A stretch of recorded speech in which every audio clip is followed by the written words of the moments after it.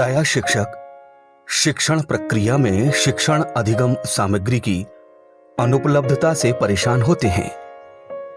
यदि हम ध्यानपूर्वक देखें तो हमारे स्कूल, कक्षा, गांव और घर में चारों ओर शिक्षण सामग्री उपलब्ध है।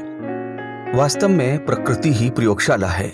थोड़े ही प्रयास से परिवेशीय संसाधनों का उपयोग करते हुए शिक्षण प्रक्रिया को प्रभावी बनाया जा सकता है। यहाँ हम ध्यानाकर्षण हस्त पुस्तिका में दी गई शिक्षण तकनीक परिवेशीय संसाधनों का शिक्षण प्रक्रिया में उपयोग के विषय में जानेंगे।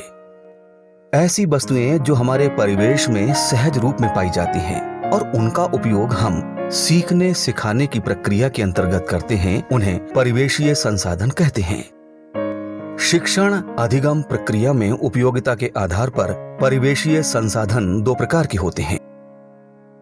पहला, प्रकृति प्रदत्त संसाधन, जैसे अनाज के दाने, पत्तियां, फल, फूल, बीज, कंकड़, सीप, पेड़, तालाब इत्यादि।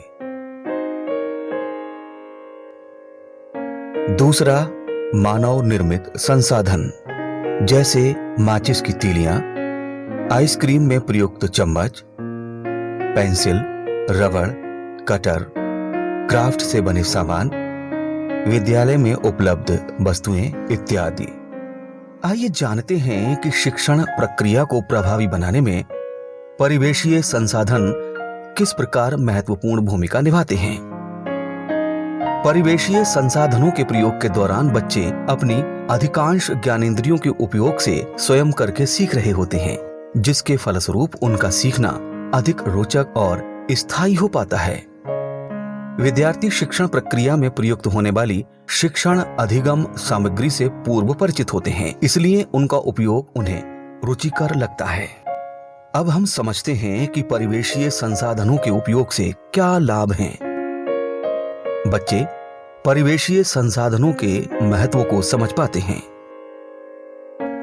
परिवेशीय संसाधनों के उपयोग से बच्चों का सैद्धांतिक विकास क्रियात्मक रूप से होता है। बच्चे अलग अलग विषय वस्तु के संदर्भ में उपयुक्त सामग्री के चयन और प्रयोग में दक्ष हो जाते हैं।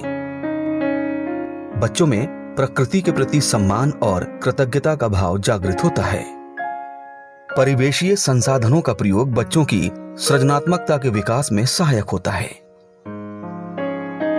आइए अब हम परिवेशीय संसाधनों की विशेषताओं को जानने का प्रयास करते हैं।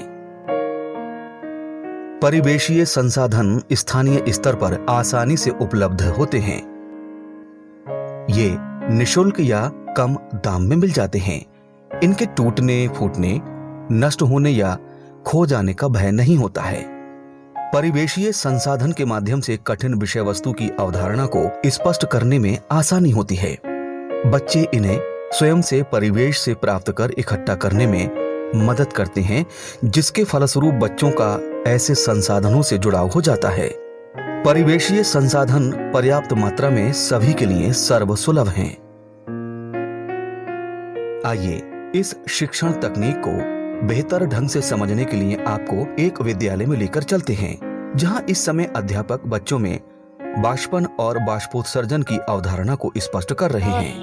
हम लोग 1-2 घंटे बाद देखेंगे इंटरवल में इसमें क्या होगा। देखो देखो, पानी कूदे दिख रहा है। हाँ, पन्नी के अंदर पानी आ गए। ये कहाँ से आ गए? पत्ती से। हाँ, ये पत्ती के निचले सतह पे छोटे छोटे छिद्र होते हैं, जिसे पर्णरंध्र कहते हैं। क्या कहते हैं? इसी पर्णरंध्र से पानी भाप बन के उड़ता है, वाष्प बन के। हाँ, जो कि इस पन्नी में दिखाई दे रहा है अंदर की तरफ। इस प्रकार शिक्षक बाष्पन और बाष्पोत्सर्जन की क्रिया को परिवेशीय संसाधनों जैसे गीले कपड़ों के सूखने और चाय की केतली से भाप का द्रव में बदलने जैसे उदाहरणों से जोड़ते हुए बच्चों में वैज्ञानिक दृष्टिकोण विकसित करने में सफल होते हैं। अब हम गणित विषय की एक कक्षा में चलते हैं, जहां इस समय अध्यापक परिवेशीय संसाधनों का उपयोग करते हुए लघुत्तम समापवर्त की अवधारणा को स्पष्ट कर रहे हैं। यश बाबू, आप बेटे 6 के बर्ते पे कागज की पुड़िया रख दीजिए, जल्दी जल्दी। आइए बेटी आप आइए। खुशबू आइए। आप बेटा ऐसा करिए, कंकड़ रख दीजिए। कौन से अब बर्ते पे? 8 के अब बर्ते पे। आप बेटा आइए। आप ये स्टोर रख दीजिए। किसके? 12 के अब बर्तों पे। 12 के अब बर्ते जो है उन घरों में जल्दी जल्दी रखिए। रख दिए भाई सबने? चलिए भाई।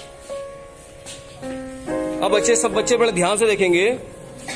इसमें ऐसी कौन सी संख्या दिखाई दे रही है कि जिसके अंदर तीनों चीजें मौजूद हैं? कागज की 48 और कौन है? देखो एक ही घर में तीनों चीज आ गई, यानी जो संख्या हमारी 6, 8, 12 थी उनके कॉमन अब बढ़ते यानी समाप बढ़ते कौन कौन से निकले? एक तो 24। इस प्रकार आपने देखा कि यहाँ विद्यार्थी खुद करके सीख रहे हैं। अपने परिवेश में इस प्रकार के खेल से परिचित होने के कारण वो विषय वस्तु से जुड़ाव महसूस करते हैं, जिससे कक्षा जीवंत हो रही है और बच्चों का अधिगम स्तर बढ़ रहा है। आइए अब हम अंग्रेजी भाषा की कक्षा में चलते हैं, जहां शिक्षिका ने बच्चों को आर्टिकल की जानकारी देने के लिए हमारे परिवेशीय संसाधनों का उपयोग किया है।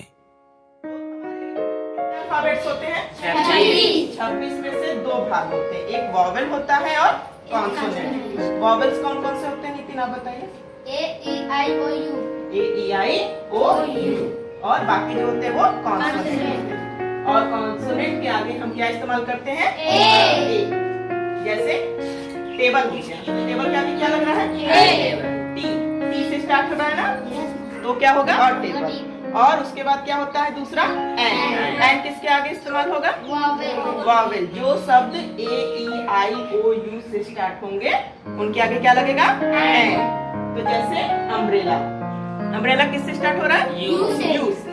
तो उसके आगे क्या लगाएंगे आप? एंड। इसलिए मैंने ये पर्ची आप लोग के लिए बना रखा है ताकि आप अपने आसपास के चीजों पर इसको लगा करके सीख सके। विंडो अ विंडो, ठीक है? चलिए गुड। अ मैंगो, ये है लेमन एंड Onion। अनियन। इस प्रकार आपने देखा कि शिक्षिका कक्षा के बाह्य परिवेश का उपयोग करते हुए बड़ी आसानी से बच्चों में आर्टिकल की समझ विकसित कर पा रही हैं।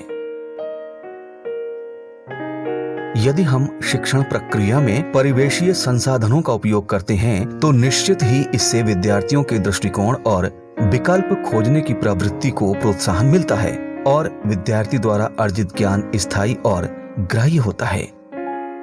हम सभी को शिक्षण प्रक्रिया में परिवेशीय संसाधनों का उपयोग अवश्य करना चाहिए।